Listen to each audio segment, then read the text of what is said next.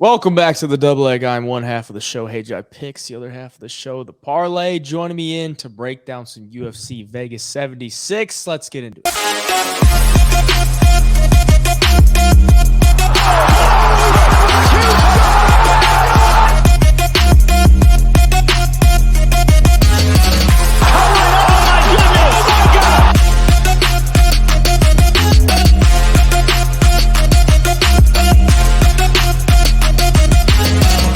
Coming off a hot card, UFC Jacksonville last week, we're going back to the Apex for a fight night headlined by Sean Strickland and Abus Magomedov. 12 fights on the card. Good co-main event with Damir Ismagulov and Grant Dawson. What do you think of the card? Yeah, not a bad card. I mean, Sean Strickland fight week. I want to get back to the Sean Strickland where he's yelling at his opponent in the cage, talking trash mid-fight. Like, we need that Sean Strickland back. I mean, he's got all the talking and interviews and stuff outside the cage. I just want to get back to it inside the cage. It makes you wonder if the UFC said something to him about it. But there's some good matchups here. I think we're going to get some fraud check situations. We're going to see what some of these newcomers got. 12 fights, not 14. I was hoping for 14 this week, but yeah, we got some solid matchups.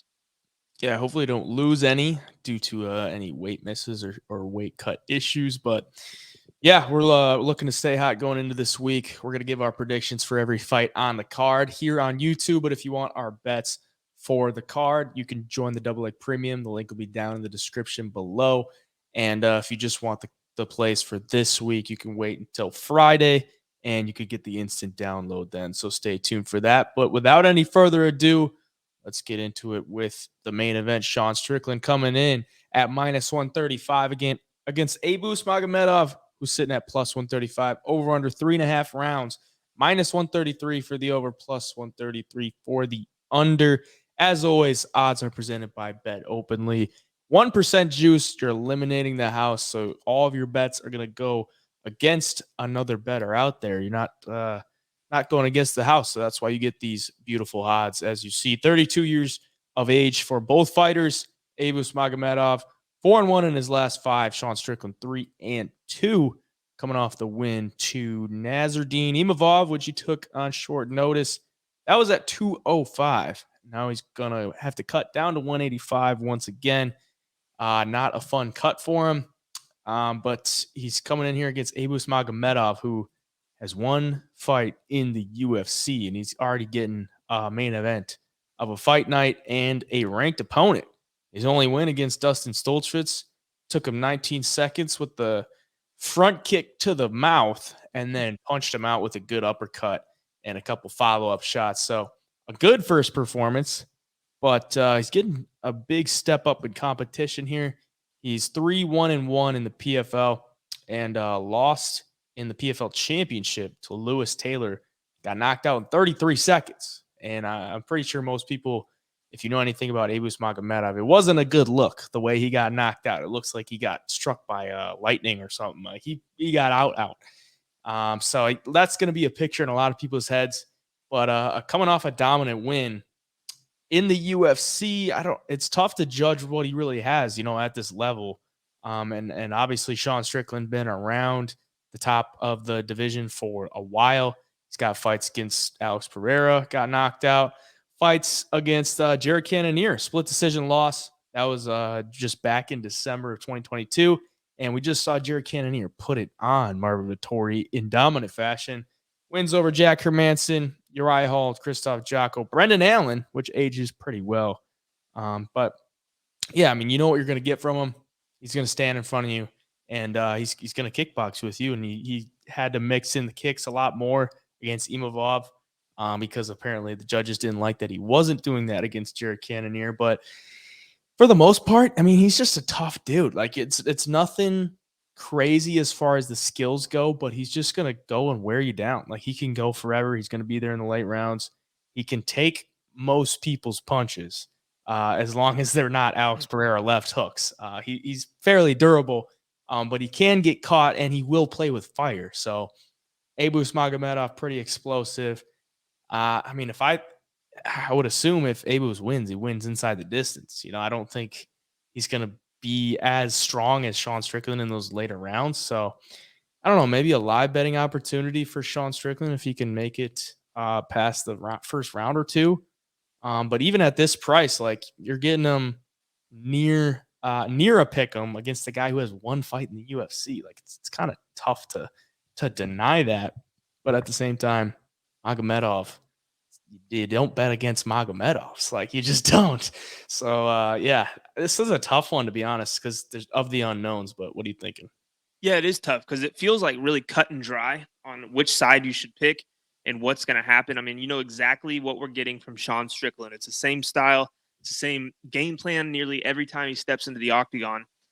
He's fought all the top guys. He's lost to Cannonier and Pereira. But I mean, the one thing that's throwing me off on breaking down this fight is if you look at Magomedov's record, and he's only lost once, I guess, in the last 7 years. But I'm looking at a guy he fought who was 0-0 making his MMA debut just a couple of fights ago. And it's a boxer who is transitioning or just taking an MMA fight. But his boxing record was 40-59. So like he's fought some absolute cans, even up until, fairly recently.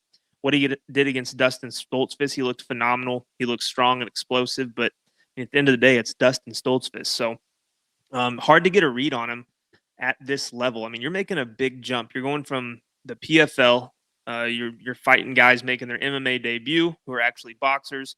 You're getting a submission in the first round over that guy, and then you're going to go and jump from Stoltzfus to Sean Strickland. Like that's a massive, massive gap. So I'm interested to see what happens when this fight does hit round 3 or round 4. And Sean Strickland's been doing good work to the body and been kind of touching him up for a few rounds, or at least eating his shots and giving some back. I think that could be frustrating to Magomedov. And the longer this fight goes, the more Sean Strickland should become favored. So that being said, man, I'm going to stick with Sean Strickland. We know what he's got. He's fought at a high level for a while now. And Abus Magomedov, there's still some unanswered questions about what's he going to look like against legit UFC fighters. So I can't lay a bet on a guy that we just don't know what he's going to look like yet at this level. So for that reason, I'm sticking with Sean Strickland for my prediction. I think he does have a good chance to get it done. I mean, he's looked good. He's not going to be out of shape. He's going to be there for 5 rounds. And he's tough as nails, too. Outside of the Alex knockout, the guy's got a pretty good chin. So, yeah, give me Sean Strickland here. I think he does pull it off. Yeah, just looking at the opponents that Magomedov's gone against, like he's got a win over Sadabusi, who that win ages pretty well, but Sadabusi is now a welterweight. You just saw him a couple days ago get that nasty spinning wheel kick to the head in the PFL. So I mean, just looking at that one, like that's probably his best win.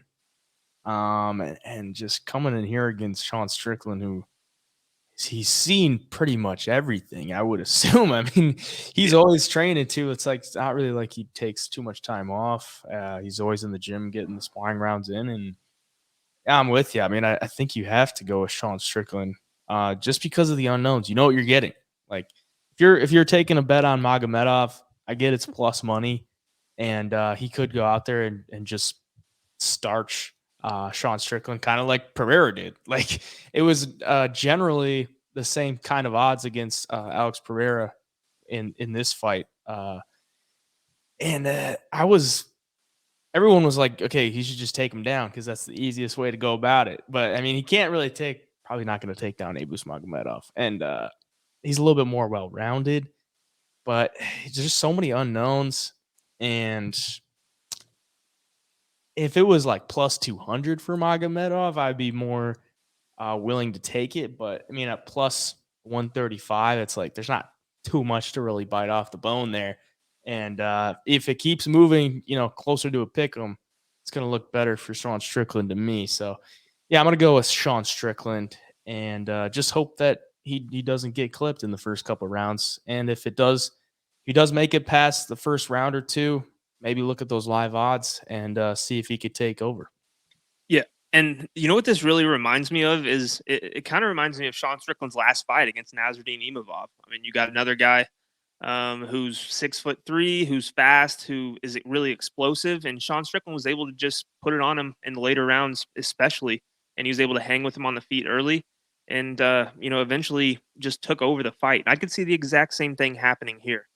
I'm thinking about playing this with a decent size play on Sean Strickland money line if the line keeps closing, and just hedge out with a round 1 or round 2 KO for Magomedov, because I don't think if it goes past 2, I don't think he's going to finish Strickland. So Yeah, you know what's crazy is Imavov, a Dagestani that moved to France, and Magomedov, a Dagestani that moved to Germany. So yeah. there you go. Little similarities there. Co-main event, Damir Ismagulov coming in at -110 against Grant Dawson, +110 for Dawson. Over under 2.5 rounds, -202 for the over, +202 for the under. 4-0-1 in his last 5 for Grant Dawson, 4-1 in his last 5 for Damir Ismagulov, 24-2 for the man. Obviously coming off the loss to Arman Tsarukyan, and kind of got just controlled for a lot of the fight, and it was a good performance for Arman Tsarukyan, and not like a big letdown for Damir Ismagulov, but I kind of expected more from him. He got 30-27 on every scorecard. Didn't take a ton of damage, but just couldn't really find his way off the ground or off the cage. And coming in this one against Grant Dawson, who also trains an American Top Team. Maybe that's a little something to believe in there if you like the dog in this one. In Grant Dawson, another grappler, wants to get it to the ground. Had showed really good wrestling in his last time out against Mark Madsen, who was the Olympic wrestler. And he got the third round rear naked choke. That's back to back third round rear naked chokes for Grant Dawson. So he's gonna grind you, and he's really gonna look to take you to the ground and use his jiu-jitsu. And it could be effective here, but I mean, you're going against a Kazakhstan fighter, and that's not like a great bet to be like, yeah, this guy's gonna go and sub a guy from Kazakhstan. So, yeah, it's a tough one to me. I mean, I think it's fairly priced. I would maybe think Ismagulov would be a little bit bigger of a favorite just based off the experience and how well he's looked in fights against like Guram Kutateladze and Thiago Moises, Joel Alvarez. Like, those are some big names, and coming off a loss to Arman Tsarukyan is nothing to like hang your head about. What are you thinking? Yeah, no, I'm looking at the names he's beaten too for Damir Ismagulov. I mean, Garam, you beat him by split decision, but that's a dude who a lot of people are super, super high on. Rafael Alves, Thiago Moises, like that's a really good win there too. And then I look at his record, I'm like, man, 24-2 is such a nice record. Like, this dude's legit. And then you look at Grant Dawson, he's 19-1. So his record is just as impressive. I mean, both of these guys have only lost a combined 3 fights out of, over 40 fights total. So that's pretty crazy. Grant Dawson, though, he's got to stay on the wrestling for 3 rounds. He can't give up a couple of rounds and then, pull something off late. Like, he's got to foot on the gas the whole entire time. But Damir Ismagulov has seen a lot of different styles, a lot of grapplers, guys who want to get the fight to the ground, and he's beat them. And he's solid on the feet too. He's solid everywhere it goes. But the one thing that concerns me is after Damir Ismagulov's last fight, he started, I believe he retired, correct, after Arman? Yep. And then realized he has 1 fight left on his UFC contract, and he's back to fight again. So I hate guys that are talking about retirement and are kind of 1 foot in, 1 foot out, because you don't know how hard they're training. If they know this might be their last fight, are they just trying to get one more paycheck? So it's kind of concerning there a little bit. If this fight does go to the ground, Grant Dawson, as far as the submission game and jiu-jitsu, should have the edge. But I mean, Damir's no slouch in the grappling department either. He averages over 1 takedown a fight. He's got a 75% takedown defense. So it's super interesting. It's all going to come down to where this fight takes place. If it's on the feet, I kind of lean Ismagulov, and if it goes to the ground and Dawson has good position or can get on top, I lean Dawson. So I do have a weird feeling, though, that this fight might play out on the feet a lot more than Grant Dawson wants. And if so, I think he could lose a decision here. So for my pick, I'm going to stick with Ismagulov. I'm going to trust that he's been training and wants to get a win and improve that record a little bit to 25-2. But betting wise, I'm not so sure what I'm doing yet. I'm going to wait till later in the week to see what the lines do. It looks like a little bit of money is coming on Damir here. So lines near Pick'em, and Damir's got a little bit more money on him. So pretty fair line, I'd say. I'm going to stick with Demir right now. Yeah, I'm torn here because I really believe in Grant Dawson for the future. I mean, he's 29 years old, and the ground game is really good. And I think the game on the feet is getting better, and I trust his training at American Top Team. It seems like he's getting some really good work in there. I know he's big training partners with Thiago Moises. So I think he has the tools to go in there and get a win.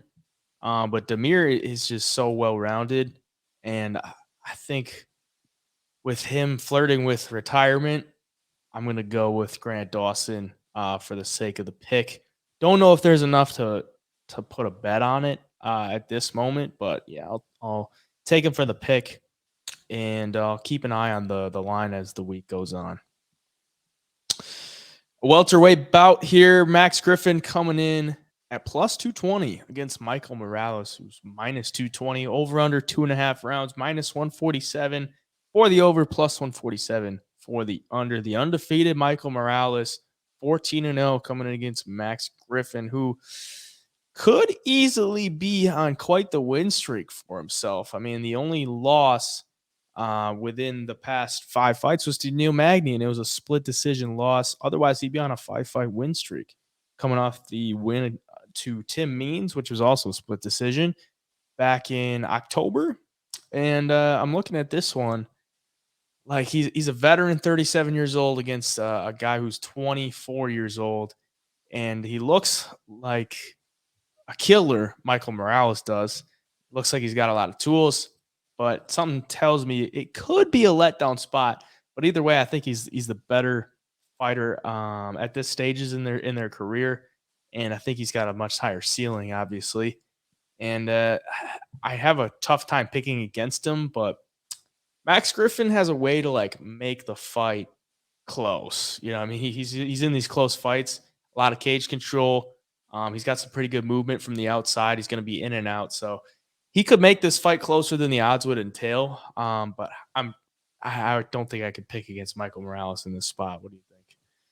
Yeah, no, it's hard to pick against Morales. Up and comer, power in his hands, two fight knockout win streak. And then you look at Griffin, man, against Magny, he lost the fight by split decision, but early in that fight, he dropped him pretty bad. He almost had him out of there. It was a good shot. And Griffin's just one of these guys. You were talking about how he's, he'll kind of grind. He'll try to get you up against the cage. He'll control you a little bit. He fights good. At distance too, coming in and out. He's just a guy that's always in your face, showing you different looks. But as the fights go on, he does slow down a tad. And we've yet to really see Michael Morales at that stage of a fight, going into the second and third round. Against Adam Fugit, I guess he did, but he ended up getting the knockout.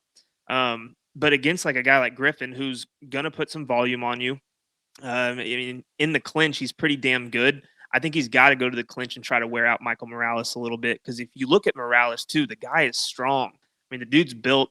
He's athletic. He's definitely a lot younger. The one thing that worries me about Griffin is just rushing in. For some reason, I've got the image in my mind of Brian Battle and what's his name's last fight, where he rushed in and just got clipped right off the bat. Because he kind of has that style where he's bobbing and weaving, trying to get close to you, and sometimes he'll throw these wilder combinations. And a guy with power like Morales can touch the chin one time and put you out. So, again, I look at Griffin's record. He loses to Neil Magny, but has some good moments and knocks him down. And then split decision win to Tim Means. Like, do you go with the 24-year-old who's kind of on a tear right now, getting all these knockouts and has some hype behind him? Or do you go to the guy who just went to split decision with Tim Means? So it's kind of tough for me, but I got to lean Michael Morales until I see something different. Like, he's looked solid so far. So I don't think I'm going to jump off the train just yet. The one complaint I would have with Michael Morales is he's very content to like just take like kicks or take punches. Like he doesn't really seem fazed by anything. But if it goes the distance and he's just content to like take some shots and not really move his way out of the way or roll with them or anything, like I'm not going to like that at all. Holding that a minus 220 ticket on him going to a decision where he doesn't really care if he gets hit. I don't like it. So I'll go with him. But still, I think still some maturities to be had for the future for him. Only 24 years old. Just turned 24 3 days ago. So freshly 24. I'll go with him, though. A flyweight bout in the women's division. Melissa Gatto coming in at minus 200 against Ariane Lipski. Plus 200 for Lipski. Over under 2.5 rounds. Minus 128 for the over. Plus 128 for the under. Two Brazilians coming in here. 2-3 in her last 5 for Ariane Lipski. And 3-1-1 for Melissa Gatto. One loss on her record. Ariane Lipski coming off the big win as an underdog to JJ Aldrich, which was... I don't want to say like eye-opening, but it was like the odds were just way off. She looked so much better on the feet than JJ did. And it was not a fight that you really think she would have that much success. JJ would look to go for the takedowns, and it looked like Ariane Lipski kind of shored up some takedown defense because early in her career against De La Rosa and Antonina Shevchenko, she got taken down and got ground and pounded out in both of those fights. So she might have cleared up the takedown defense.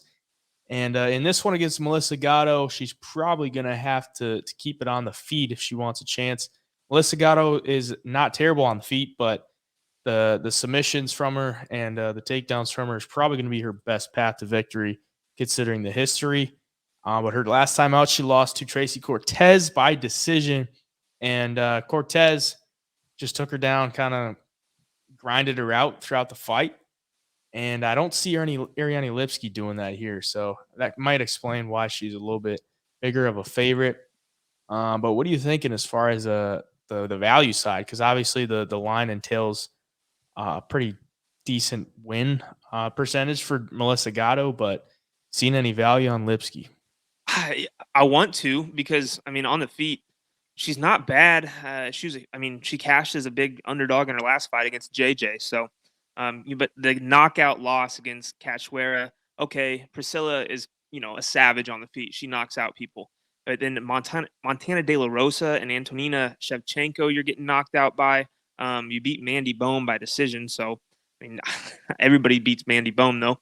So it's kind of hard to gauge, like, what's she going to look like against Gatto, who has a couple knockout wins in the past 3 fights for herself, too. And on the ground, she's going to be better than Lipski, I believe.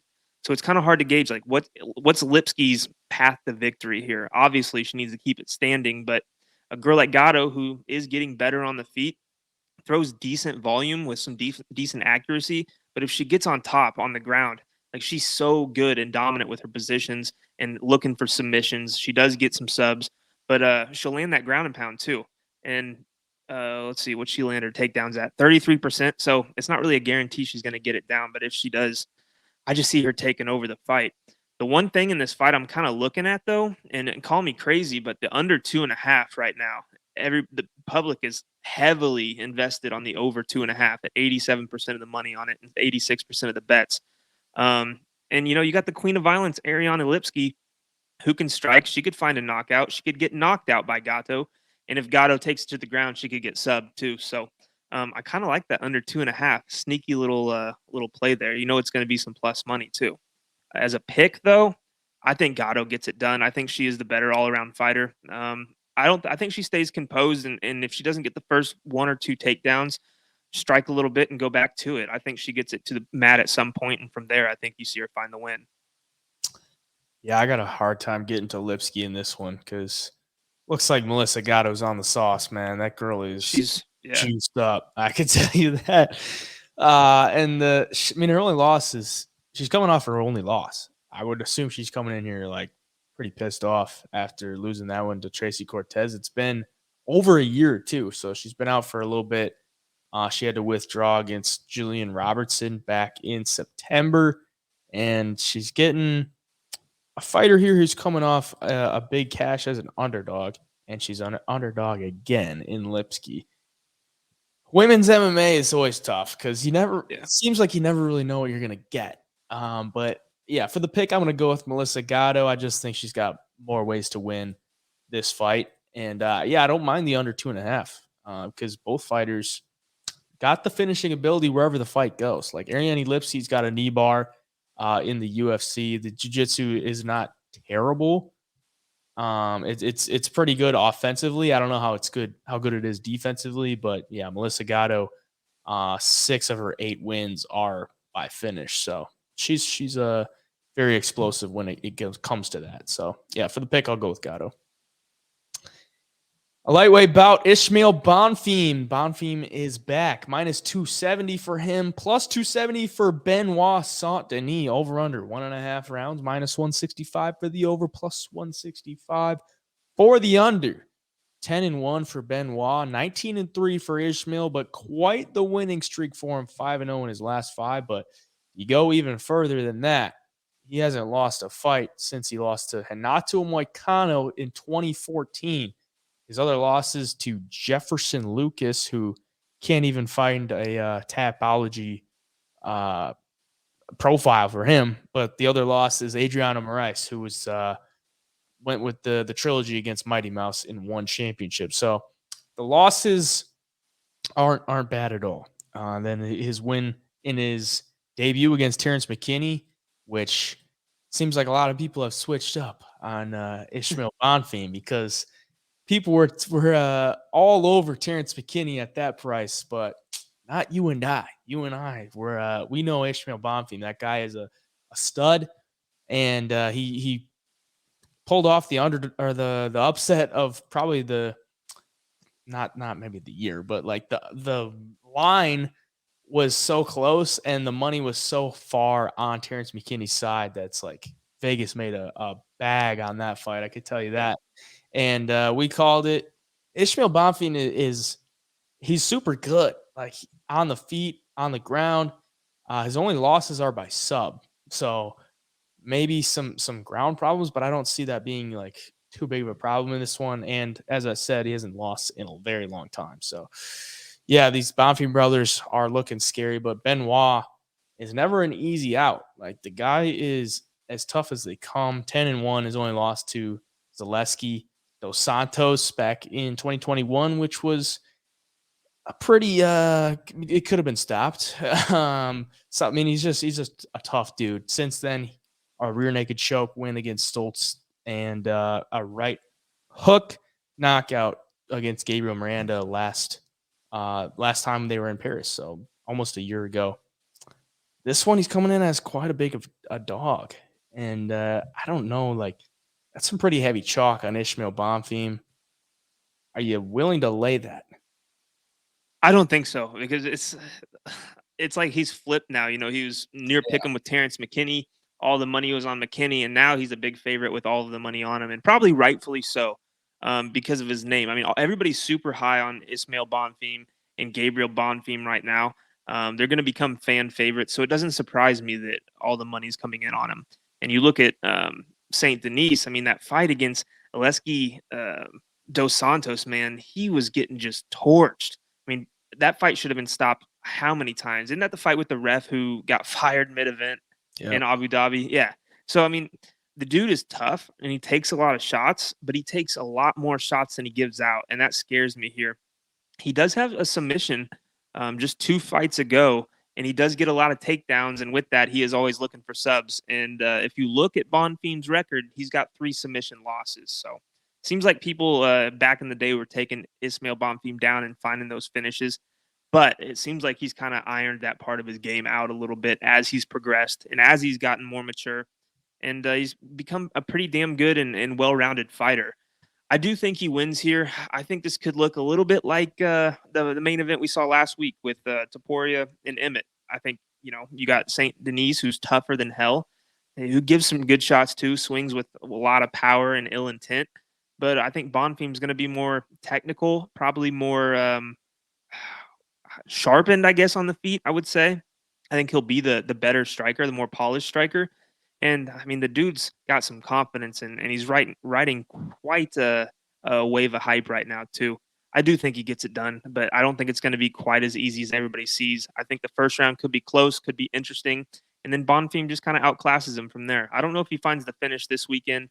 He did get that knockout against Gabriel Miranda in his last fight, but before that, or sorry, not Gabriel Miranda, that was Saint Denis. Against Terrence McKinney in his last fight. But before that, I think he won like 3 decisions in a row. So I won't be surprised with the toughness of Saint Denis. if this thing does go all three and you see Bonfim get his hand raised. Yeah, I'm gonna side with Bonfim as well. Probably by decision, because I do think Santini is just as tough as they come. So I don't know if he's gonna be able to get him out of there. And if it goes 3 rounds, I think he'll be doing the better work throughout those rounds. On the feet, I think he's got a speed advantage and a technical striking advantage. And Yeah. if he does get taken down, I think he'll be able to pop back up eventually and get back to work on the feet. So I'll take him by decision. But Benoit, tough, never a bad dog play by any means. Middleweight bout, Bruno Ferreira coming in at -155 against Nursultan Ruziboev. +155 for Nursultan. Over under 1.5 rounds, +180 for the over, -180 for the under. So they're expecting some violence in this one. The undefeated Bruno Ferreira in his debut went in and just destroyed RoboCop. And Nursultan making his debut here. You see a lot of experience as far as the record goes, 5-0 in his last 5. But if you look a little bit more into like who he's fighting, I mean, they have like a lot of fights on their record, or at least as of somewhat recent. There's not a lot of tape out there to look at for Nursultan. But yeah, he's going to be a problem when he goes. He's usually a 170er. He's coming in here again on short notice to take on Ferreira at 185, but he's 6'4", so I mean he's got quite the frame, and he's got 1.3 million Instagram followers, so he's got a lot of people supporting him. And I think he could pose some problems for Ferreira, considering Ferreira's 5'10" at 185, but the power in that left hand from him is put out RoboCop like flat dead, and that's kind of a tough thing to do. So if he can find the chin of Nursultan, it might not take too long for him to do that, and it might not be able to get up from it. But I'm looking at this one like that line is a little tough to like. It's tough to take chalk on Ferreira, if I'm being honest, because the power is there, the submissions are somewhat there, but at 5'10", at 185, like eventually you're going to run into problems where you can't just rely on that one shot power. And at 6'4", it might be tough to get on the inside there and find it, because RoboCop is going to walk you down, and he's going to be able to, you're going to find the pocket with RoboCop. That's just what he does. And Ferreira found it. So might be a little bit tougher against a 6'4" guy in Nursultan. What are you thinking? Yeah, it's tough. This Ruziboev, you look at his record, man, it looks padded as well. You go back far enough, he's fighting guys that are 500 who are 20-24, 10-10. So he's not really fighting any killers. He has a ton of wins on his record, and if you look, man, 20 of those wins are by submission, 12 by knockout, and he's got 38 wins. So he's a finisher for sure. And being 6'4" at this weight class, I think, where he's usually at 170, but being 6'4" in those two, welterweight, middleweight, plays into his advantage, especially when he gets on the ground. You can tell he uses those limbs, gets a lot of Kimuras and a lot of arm bars and different submissions like that. So he's not just your guillotine, rear naked choke guy. Like, he's a talented grappler on the ground. Bruno Ferreira against RoboCop. RoboCop was 6'3". This dude's 6'4". This dude's definitely longer, though, if you look at him, than RoboCop. RoboCop's 6'3" and just kind of put together. He doesn't have super long limbs or anything. He's just a big muscle head, and just came forward with his hands down at the wrong time and got clipped. So I do think Bruno Ferreira can find the chin here. I know the height difference and the reach difference seems like a lot, but the way he fights, the aggressiveness, he just closes that distance really fast. He's not scared to get hit to give a big shot. And I think he's going to have to, being 5'10", like you mentioned, relying on that one shot when you're 5'10" at the 185-pound weight class is going to be tough as you start fighting better and better competition. But right now, I think he still will find the chin of these guys. Ruziboev, if he does win, I think it is by submission. I think just, being the longer guy, if this fight goes to the ground, maybe he gets a body triangle and just works his way into a submission. But I'm still leaning Bruno here. I think he does have that, out of this world power in his hands that's just going to be able to put anybody out he fights. And if he finds the chin, he'll do just that. So I think he gets it done here, especially on short notice against Ruziboev. Doesn't have a lot of time to prepare for Ferreira. So yeah, give me Bruno here. I think he gets it done. I'm gonna go the other way.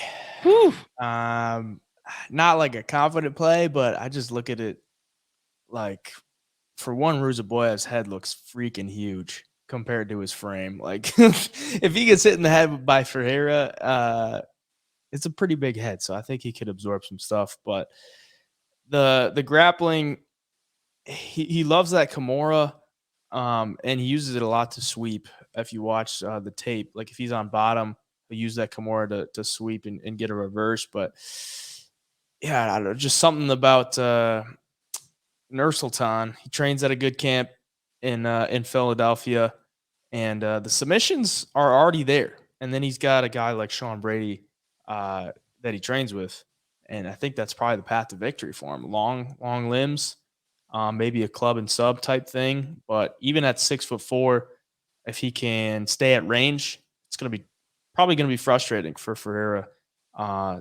to try to find anything. So yeah, I'll go with Nursultan. The one thing that bothers me though is, like, if he's training at that camp and he's 34-8, like, why is he not in the UFC yet? How come they didn't have him in here, 5 years ago?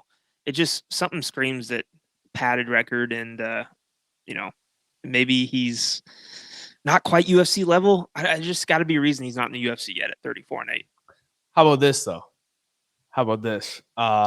Bruno Ferreira has never been to a third round, and he's never really been past 12 seconds or a minute into the second round. So how is his cardio? True. We don't Very know. true. We do not know. Especially against a grappler too. Maybe he just zaps the power out of him. Yeah. So, I mean, there's a lot of unknowns. I mean, undefeated, you can't really go wrong with an undefeated fighter. But in this one, I'm willing to take the dog shot on Nursultan, so I'll take it. And all you people watching at home too, if you're uncomfortable betting this fight, just don't bet it, honestly. Yeah. I mean, wait and see what this dude looks like after this fight, and then go from there. You could even live bet it after the first. Like, you go in Right. there and maybe, Nursultan looks better than you thought, and it's maybe a close round, and you can still get him at plus money. But you'll probably know within the first minute or two, like, if this guy's a fraud or not. So it's kind of like the Hussein Ashkabal fight. Like, we kind of knew after the first round, like, all right, this guy's not that good. Like, even though he's 23-0, he's not that good. So you'll get a good look after the first round. Keep moving. Another welterweight bout here. Kevin Lee coming in at plus 185. The return of Kevin Lee against Rinat Fakhretdinov coming in at minus 185. Over under 2.5 rounds. Minus 128 for the over. Plus 128 for the under. 21-2 for Rinat Fakhretdinov. 19-7 for Kevin Lee. Coming back after quite the layoff. He had the fight over in Eagle FC against Diego Sanchez. This is obviously the second stint in the UFC. 11-7 in his first stint. Got cut after the Daniel Rodriguez fight in 2021. His only fight outside of that was in Eagle FC to Diego Sanchez, won by decision. That was back in March of 2022.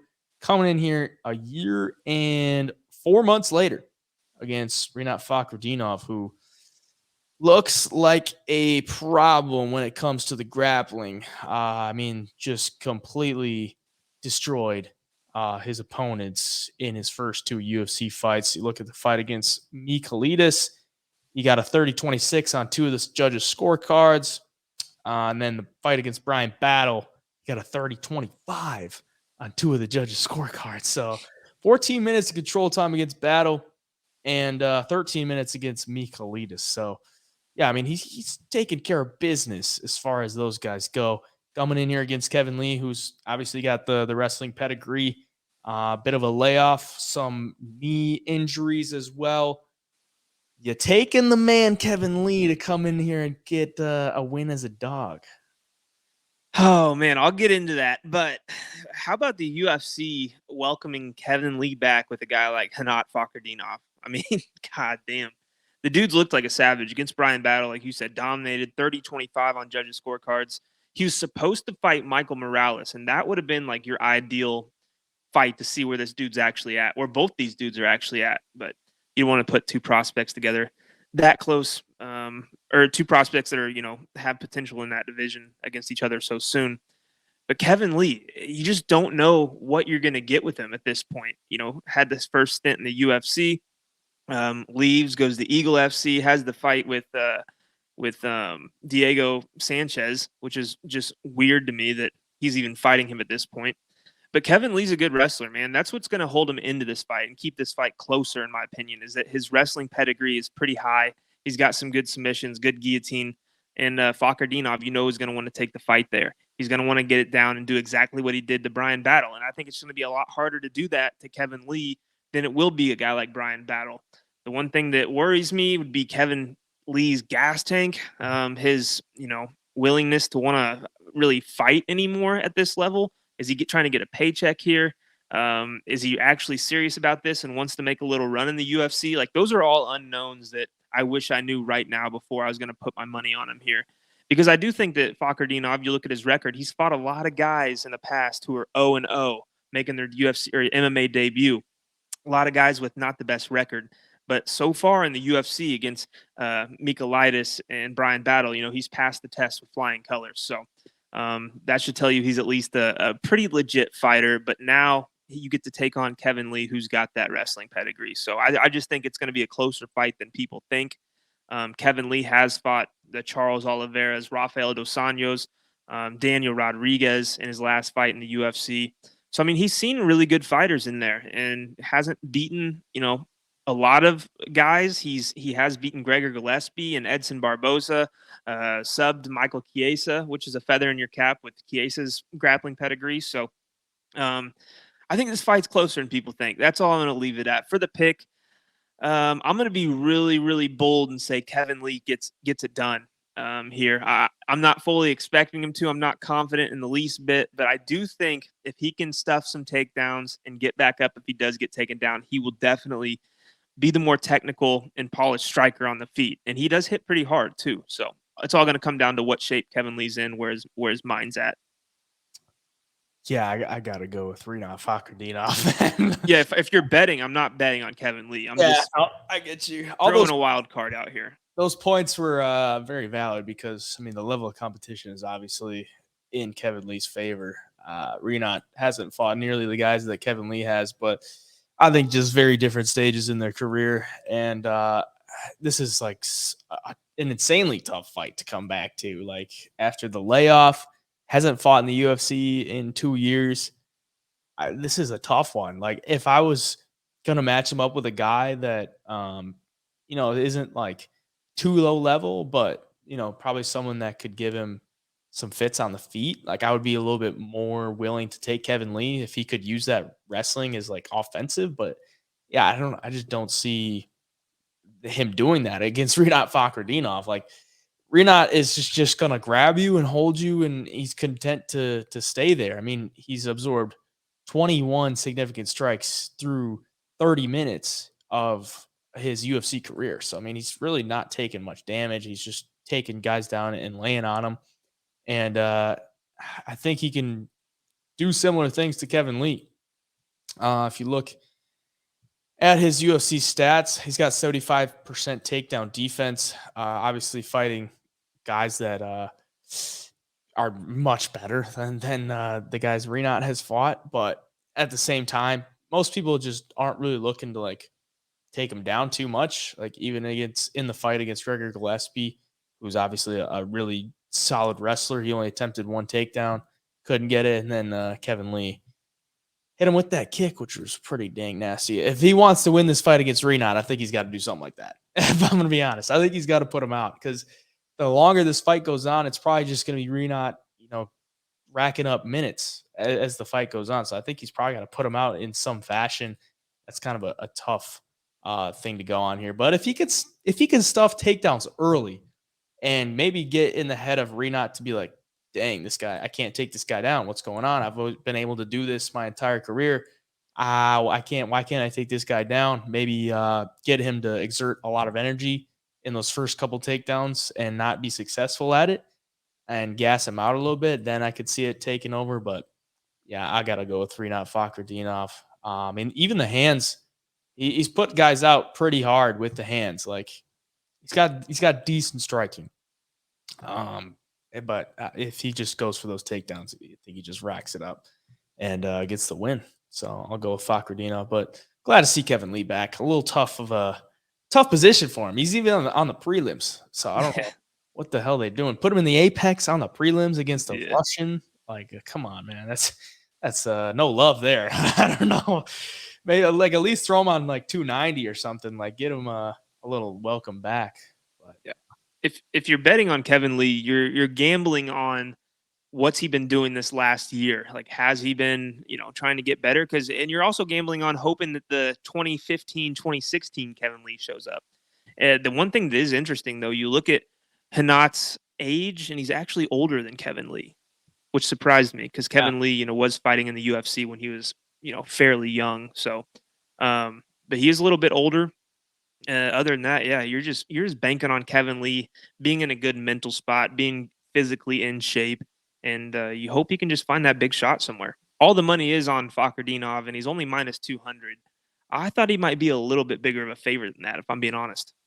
Yeah, he might look like a minus 500 favorite during the fight too. So, yeah, I mean, just last thing on Fakhretdinov, like the two fights that he does have in the UFC, he wasn't like a big favorite in them. Like minus 150 against Battle, minus 275 against Michailidis, and just completely dominated those. So yeah, I guess the books just aren't respecting him like to that level. So keep her moving. Featherweight bout here against Joe Anderson Brito coming in at minus 975 against Weston Wilson, plus 975 for him, over under 1.5 rounds, plus 230 for the over, minus 230 for the under. Not expecting this one to last too long. 4-1 in their last 5, for both fighters. The debuting Weston Wilson, 16-7. He's getting a tough draw here against Joe Anderson Brito. He's taking it on short notice.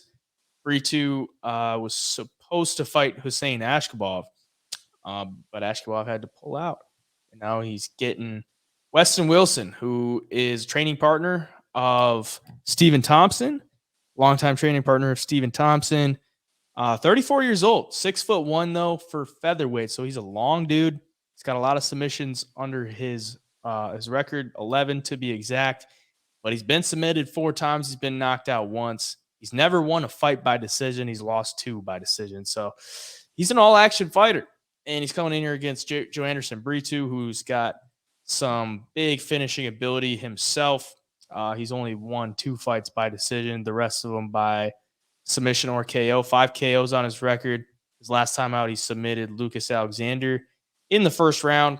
And before that, knocked out Andre Fili in 41 seconds with a nice right hand. Not giving Weston Wilson too much of a chance to win this one. Yeah, I mean, obviously the pick's going to be Brito, but is there any, I mean, the path to victory for Weston Wilson would be like to snatch up some kind of submission, right. Which is possible. And the frame is going to be tough to deal with. He's got a lot of guillotine chokes under his belt, some rear nakeds, but I don't know if he can really get in those spots against Brito, who's probably going to be, throwing a blitz at him right away. What are you thinking? Yeah, Brito, he's just so solid everywhere the fight goes. I mean, so far in the UFC, he's fought good competition right off the bat. I mean, he doesn't really have a layup fight. The Lucas Alexander fight looked like a layup, but I mean, Alexander went in there and found the win in his next fight and showed that he's a pretty good fighter all around. So knocking out Andre Fili, super impressive, considering Fili's fought a ton of guys in the division and has phenomenal power in his hands as well. And your only loss in the UFC is Bill Algeo, and we all know he's as solid as they come too, especially in the grappling and finding that submission in Kansas City while we were there. So yeah, man, Brito, how do you give Weston Wilson a chance? Like, props to him for taking this on short notice and stepping up and getting your shot in the UFC. I'm sure Wonder Boy maybe had a little bit to do with that, but he's training with Wonder Boy. He's going to have a weird style to deal with. That's Wonder Boy's whole thing. Like, how do you hit him? How do you take him down, or at least when he was younger? So Weston Wilson should be a little bit hard to deal with for guys, but a guy like Joe Anderson Brito, who is super, just well-rounded everywhere the fight goes. He can sub you, he'll knock you out. It seems like he's got good cardio and a decent pace. So, yeah, man, I don't know if he deserves to be minus 1250, but he definitely deserves to be a big favorite here, and I think he gets it done inside the distance. Yeah, I could see maybe like some kind of feeling out process for Brito because Weston Wilson's going to be maybe look a little imposing with that stature, but yeah, I think eventually he gets it done inside the distance. Featherweight bout here, Yana Santos coming in at plus 152 against Carol Rosa, coming in at minus 152. Over under 2.5 rounds, minus 289 for the over, plus 289 for the under. Yana Santos coming in off the loss to Holly Holm, which was back in March, and it wasn't her best performance. Let's just say that. And Carol Rosa coming off the decision loss to Norma Dumont not too long ago, back in April. So both fighters fought pretty recently, and both fighters coming off a loss. Women's MMA here, you're getting not too big of a dog in Yana Santos. Seeing any value in that one? Not really. I mean, this is just a fight that it's just hard to find anything worth playing in this one. Carol Rosa in her last fight against Dumont just didn't really do anything. Like the fight was kind of boring. It was somewhat close, a unanimous decision for Dumont. But before that, beats Lena Landsberg majority decision, loses to Sarah McMahon, who just takes down girls and grinds them out. The only thing for Yana Santos is like if you can find some takedowns, maybe you'll have success on the ground and just holding her down there. But on the feet, it's just I feel like Rosa is going to be a little bit better here. I also believe that Yana Santos, after losing to who'd she lose to before Holly Holm? Aldana, got knocked out by her. Then I believe had a baby after that, took 2 years off. Yeah. And then comes back and Tolman just looked like she didn't have it in her anymore. So that makes me nervous there a little bit if you were to take her. I do think Carol Rosa probably gets the fight done. I just think you're in for kind of a boring style fight. I don't see much happening. It's hard to lay the chalk on a fighter in this fight, and it's hard to pick an underdog and be anywhere confident in her either. So, yeah, give me Carol Rosa to win this fight, but definitely not going to bet on it. Yeah, I can't really get behind a Yana Santos here. I mean, the only way I see her winning, like she's pretty aggressive on the feet, which could work for her if she doesn't get taken down and if she doesn't get clipped. Carol Rosa, not normally one to like go for the takedown. She did go for the takedown. She got 3 against Lena Landsberg and 4 against Jocelyn Edwards, but you could pretty much take those girls down like at will. So it's not really saying too much. The fight against Norma Dumont was just a bunch of like cage control and just boring fights. Like this is probably gonna be a super boring fight. Yeah. It might be one you just want to take off and probably don't want to get too invested in. But for the sake of the show, I'm gonna go with Carol Rosa. I think she's just better output on the feet, and she can get the takedowns and do some work on top. So I'll take her. But yeah, just probably one to just not get into. Lightweight Balguram Kutateladze coming in at minus 510 against Alves Brenner. Coming in at plus 510, over under 2.5 rounds, plus 100 for the over, plus 100 for the under. Guram 4-1 in his last 5. Alves Brenner 3-2 in his last 5, and coming off the win to was it Zubaira Tuhugov, which kind of the robbery, right? Yeah, that was a split decision win there for him, and he was a plus 470 underdog in that one against Zubaira. And now he's coming in as a plus 510 underdog against Guram Kutateladze, who had to pull out of his scheduled fight with Jamie Malarkey not even a month ago. But he's getting rebooked here for July 1st. A lot of rebooking had to go on for him, but debut win against Mateusz Gamrot, which was a a split decision win there, and then a split decision loss to Demir back in June of 2022. So it's been a year since he's been in the octagon. Big favorite here. You backing him? You would think, yeah, Garam should get this thing done. Like, he's so well rounded. And I was hoping we would have saw him against Jamie Malarkey. I wish that fight would have gone through. I mean, two guys with similar builds. Garam, a little more muscle, but guys that are longer and stylistically match up better against each other. But here, Brenner, yeah, he beat Zubaira Tukugov, but you and I talked on the show after that fight. Like, definitely thought that Zubaira won that fight. And Brenner, he gets a lot of submissions. That's how he usually finishes his fight. In that fight, the fight didn't go to the ground at all. It was a standing affair, and he did hold his own. So that kind of surprised me for a guy who wants to get fights to the ground and finds these rear naked chokes and arm bars.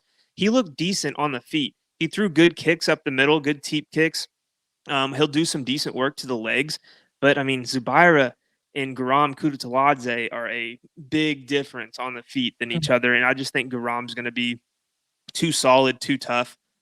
He's fast. I mean, he's pretty damn aggressive at times too. And if he wants to take the fight to the ground, I think he'll be able to do so. And I don't think that Elvis Brenner's really going to be submitting a guy like Garam off of his back. But if Garam doesn't want the fight to go there, I think he keeps it on the feet, and he'll just be the better, more powerful, more aggressive striker. It'll look a lot better to the judges. Maybe he doesn't finish Elvis Brenner, but I see a 30-27 coming for him.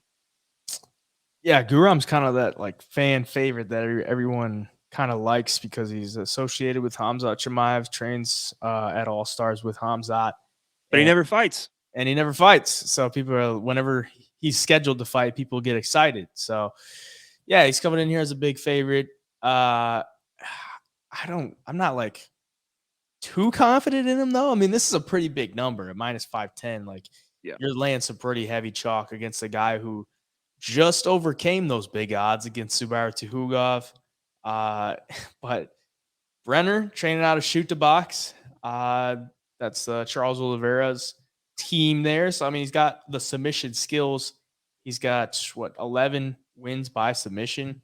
So, I mean, it's there. And as you said, in his last fight, he looked decent on the feet. I think he definitely lost that fight, but he looked decent enough against Tukhugov, who's a pretty decent striker, nothing crazy. But Guram, he's been submitted before. He got knee barred back in 2015, so 8 years ago.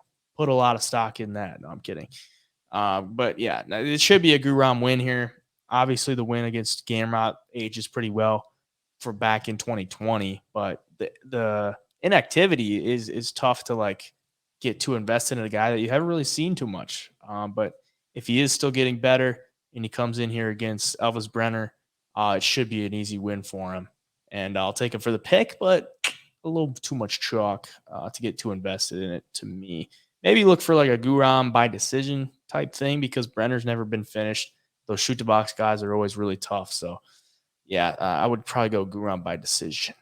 Brenner's got to get the fight to the ground regardless of how he does it. I mean, shooting takedowns, pulling guard, like he's just got to stay off the feet with Garam, in my opinion. Like, this is going to be a lot different than the Zubaira opponent. I mean, it's going to be different style, better striker. So, I mean, just try to get it to where your bread and butter is if you're him, and then you got a chance. Agreed. Featherweight bout here. Or it's actually a flyweight bout here. Ivana Petrovic and Luana Carolina, +200 for Carolina, -200 for Petrovic. 6-0 for Petrovic. Over under 2.5 rounds, -220 for the over, +220 for the under. Luana Carolina 2-3 in her last 5. Petrovic coming in undefeated. This one, kind of a wide line, another women's MMA fight. Luana Carolina hasn't looked too great as of recently. Obviously got dinged by Molly McCann with that spinning back elbow and then lost a split decision her last time out back in March, which both of those fights were over in the O2 Arena. Now she's fighting at the Apex. Petrovic making her UFC debut. She's coming in here off a round 4 rear naked choke back in April 7th. That was in Aries FC. And I mean, watching film on her, I know she's kind of got like a decent amount of like hype because she's pretty attractive girl. She's 29 years old and she's probably very marketable, but I watch her and I don't really like seem too impressed as far as how it looks on the feet. It looks like it doesn't look like she's a world beater. Let's just say that. I mean, she has a split decision win to Marta Walczak, who's 6-6, and if she loses that fight, like she's probably not here. And then the win against Alexandra Tekina back in September of 2022, she choked her out in the third round. But if you go back and watch that fight in Aries FC, it was a pretty close fight until she did get that finish. So I look at this one against Luana Carolina, who, isn't really anything to write home about, but she's got decent kickboxing.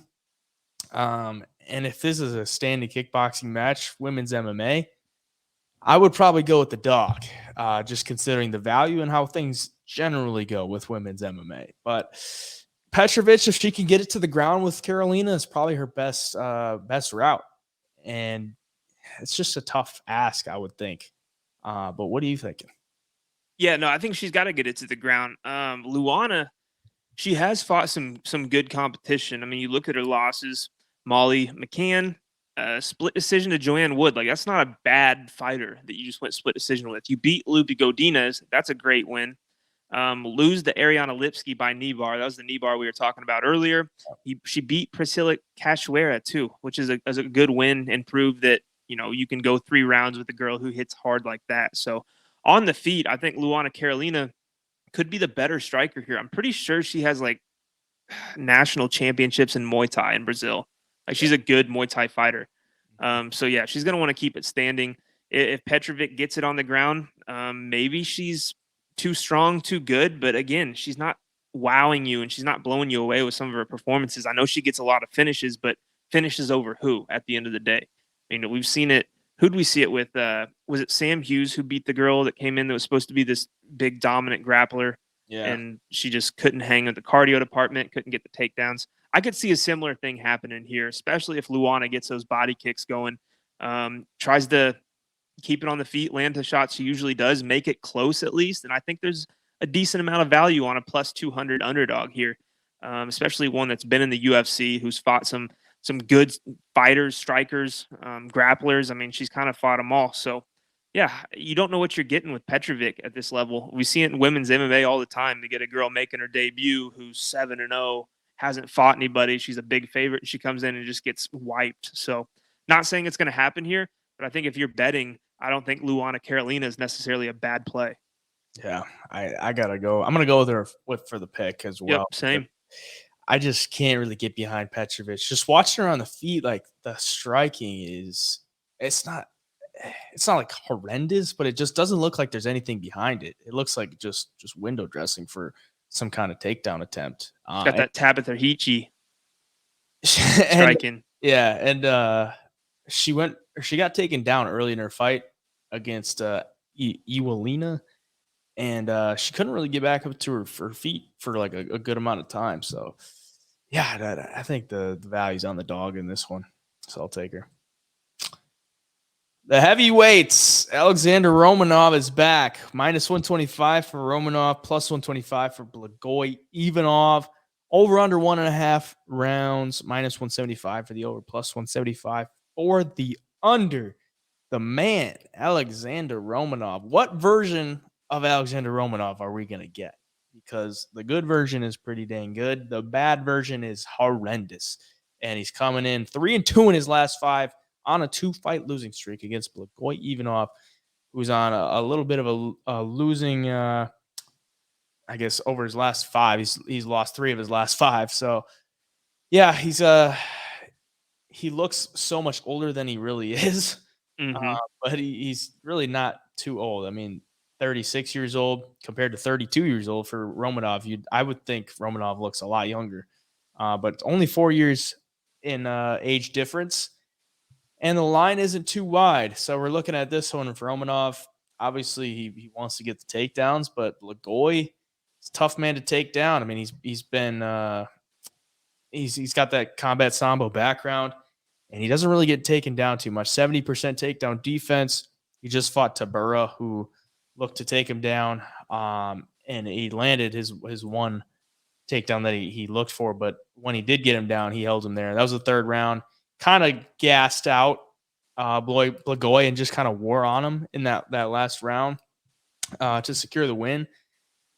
But I don't see Romanov having that kind of gas tank when we get to round 3. So, yeah, this one's tough because I see that number on Romanov, minus 125.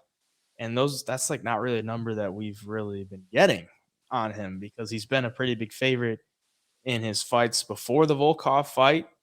Big favorite against Tabura, minus 360. Huge favorite against Chase Sherman, minus 2,200. And I mean, he was undefeated, a couple bad losses. I don't know. I struggle to not see any value on that number, like minus 125 against Blagoy, considering how highly touted he was coming up the ranks. What are you thinking, though? Yeah, this is a fight. If you're betting on it, you have to wait till weigh-ins to place a bet. In my opinion, you just have to. I mean, because the picture that we have on our slide, that is not the Alexander Romanov we've seen in the last 2 fights. I mean, that one in our picture is jacked. The one we've seen is not. He looked so good against the Chase Shermans and Jared Vanderas. And, 16-0 a year ago, and now he's 16-2. And in those 2 losses, he looks like one of the worst heavyweights in the division, at least after it goes past, 2.5 minutes of the first round. He's a great fighter if he can get to the fight to the ground early. Like he dominates guys. But if he can't, he gasses. I was counting down and I was doing a video with him against Alexander Volkov. And I looked at the clock when it looked like Romanov started to get tired. And it was 55 seconds into the first round is when his mouth was open. He was heavy breathing. And he took one shot from Volkov and then just dropped down real lazily onto a leg and tried to get a takedown and was unsuccessful. Volkov just got on top and beat his ass until he covered up, and that was the end of the fight. So yeah, here Blagoy's not really going to come after him and knock him out on the feet or anything. He's not probably going to take him down and submit him. But Blagoy, he's tough. He does go to decision most times, so he can at least fight for 2 rounds at least. He might be tired in the third and just hanging on, but at least he can get to decision. If this fight goes to decision, it's got to be Blagoy. I don't see any other way that Alexander Romanov has the gas tank to win a decision against anybody at this point. So, you would think minus 125 is good value, but watching his last few fights, if he comes in on the scales and he looks out of shape again, I think you have to hammer Ivanov if he's still plus money. I could see that line flipping really, really quick, though, on Friday morning after the weigh-ins. Man, I don't know. I'm thinking about playing this Alexander Romanov round 1 submission, and if it goes past round 1, live betting the hell out of Blagoy Ivanov. Yeah, I mean, you kind of nailed it on the head. You got to wait to see what he looks like because he looked really good at one point. I think that was the fight that he actually still lost against Marcin Tybura. I mean, he looked like he was on the sauce because he looked lean, he looked strong, and then he comes back against Volkov and looks like he played video games in his mom's basement for the past 3 months and just ate Cheetos and didn't care about any fight, and it showed. I'm pretty sure he did. Yeah, I mean, I'm pretty sure I read somewhere that he claimed he didn't really train for that last fight. Yeah, that's pretty crazy. It really did show because he looked like he gained 30 pounds and didn't work out for the past 3 months. And it was a bad look because I mean, you could say he gassed out at 55 seconds, but it looked like he just gave up. It looked like he couldn't get the takedown, and he's like, "Well, shit, I'm done. I'm just gonna get out of here before I take too much damage." And what's his path to victory here for Romanov against Blagoy is he's an early finisher. He wants to get you out of there pretty quick, and Blagoy is a tough out. He's never been finished in the first round. He's only been subbed. He's only been finished once, and it was in the second round, and he got submitted. But yeah, this is a tough one to get a good read on because you don't know what Romanov you're going to get, and can he finish Blagoy early? Because Blagoy doesn't really get finished. So yeah, maybe a better live betting spot if he can survive that onslaught in the first round for Blagoy. Maybe you look for a round 2 or round 3 finish, maybe pretty juicy there. Otherwise, a Blagoy by decision. But yeah, look to see what version you're going to get from Romanov before you put money on him. And yeah, just keep in mind that after the first round, he could fall off a cliff. But yeah, it's the apex, so it's going to be a smaller cage. Probably favors Romanov if he wants to get those takedowns. He's never lost at the apex, I don't believe, because his only 2 losses are at the Virgin Hotels and at in Utah, which was at Elevation. So maybe something to get behind there for Romanov. But for the sake of the show, I'm gonna go with Romanov. I'm gonna say he didn't play video games in his mom's basement for the past 3 months. So I'll go with Ivanov here. And I mean, he's got us. He could vary. There's a world where he's 5-1 in his last 6 fights. He loses a split decision to Derek Lewis and then Augusta Sakai, both by split. Took Derek Lewis down 3 times. He beat Tai Tuivasa. He beat Marcus Rogerio de Lima. So I mean, he's fought some decent guys. He doesn't finish anybody. And at the heavyweight division, I feel like you have to finish guys or you're going to get finished at some point. But dude, I'm actually excited for this fight just to see what Romanov looks like. I am too. This is like the sleeper. It probably won't be that exciting, but it's just exciting to see like how it plays out. So I don't think I'll ever say I'm excited for a Blagoy Ivanov fight ever again, but this one time I am. Yeah, those are the picks. If you want to get the bets for this weekend, hit the link in the description to get the double leg premium. But other than that, everything could change throughout the week. Obviously, we just said wait till weigh-ins for the Romanov to see how he looks. So stay tuned for that. You can stay up to date with everything at the double leg on Instagram. Follow me on all the medias at HeyJaiPicks. Where can they find you? On all medias, Twitter, YouTube, Instagram, and TikTok, the Parlay MMA. If you enjoyed the video, drop a like and drop a sub for more breakdowns and recaps. Other than that, the double leg. We'll see you in the next video. Peace.